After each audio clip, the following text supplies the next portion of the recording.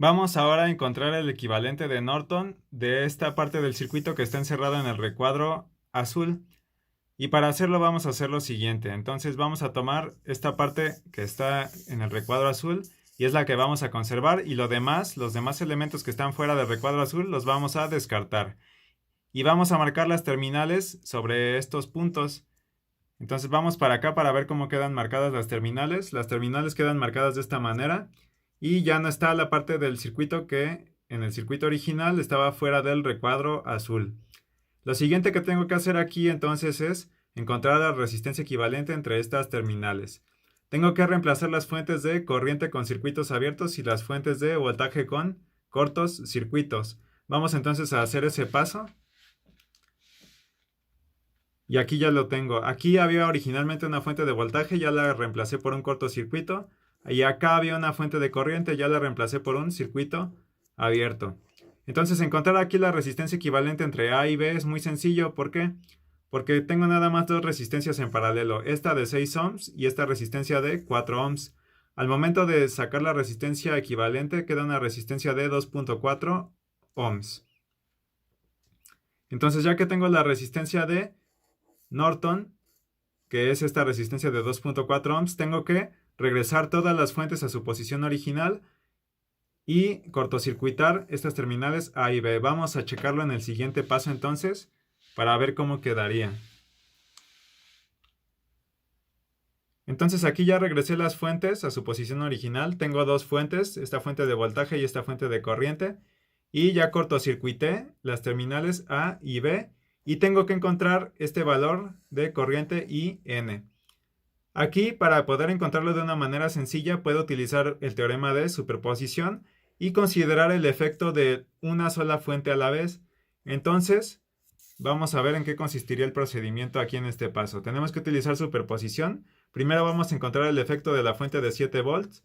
Luego vamos a encontrar el efecto de la fuente de corriente, que es de 8 amperes. Y vamos a sumar esas dos corrientes para obtener la corriente de Norton, que es la corriente que circula entre las terminales A y B.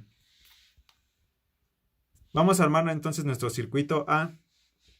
Para nuestro circuito A vamos a considerar nada más esta fuente de voltaje y vamos a descartar la fuente de corriente. Tenemos que reemplazar las fuentes de corriente por circuitos abiertos. Y vamos a encontrar entonces cuánto vale esta corriente INA para este primer circuito A. Entonces aquí, al momento de que está cortocircuitadas las terminales A y B, nosotros es como si estuviéramos poniendo una resistencia de 0 ohms en paralelo con esta resistencia de 6 ohms. Y al hacer eso, lo que pasa es que vamos a sacar del juego a esta resistencia de 6 ohms. Por lo que quedaría únicamente un circuito con esta fuente de corriente, de voltaje, perdón, con esta resistencia de 4 ohms. Entonces sacar esta corriente es muy sencillo. ¿Por qué? Porque solo tenemos este elemento que es la fuente de voltaje con una resistencia en serie. Entonces dividimos 7 volts entre 4 ohms y me va a quedar una corriente I de Norton para el circuito A de 1.75 amperes. Ya tengo la primera corriente. Ahora voy a sacar qué pasaría con esa corriente si yo nada más considero el efecto de esta fuente de corriente y descarto esta otra fuente de voltaje. Vamos a ver cómo quedaría nuestro circuito B. Entonces aquí ya está cambiada la fuente de voltaje por un cortocircuito y nada más voy a considerar el efecto de esta fuente de corriente sobre la corriente IN. Entonces aquí, si se fijan, la dirección de la corriente IN es diferente. ¿Por qué?